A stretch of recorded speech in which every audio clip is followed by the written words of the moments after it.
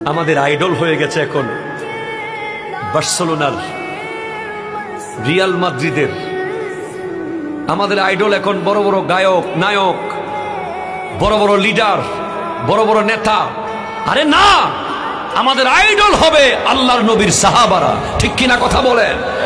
তাদের জীবনী আপনাকে পড়তে হবে। আপনি ফিজিক্সের বই, কেমিস্ট্রির বই, বায়োলজির বই, আজকে যদি ঢাকা ইউনিভার্সিটির মধ্যে আমার নবীর জীবনী গ্রন্থ, সাহাবায়ে কেরামের জীবনী গ্রন্থ বাধ্যতামূলক প্রত্যেক ক্লাসে রাখা হতো, ওই তুফাজ্জলের মতো ব্যক্তি যাকে ভাত খাওয়াইয়া হজম হওয়ার আগে বাড়ি দিয়ে মেরে ফেলা হয়েছিল, এই দৃশ্য আমরা কোনোদিন দেখতাম না। ঠিক কিনা কথা বলে?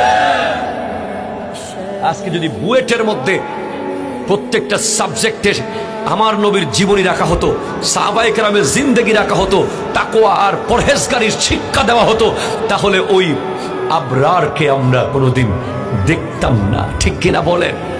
আজকে ইলমে দ্বীন নাই, ইসলাম থেকে অনেক দূরে।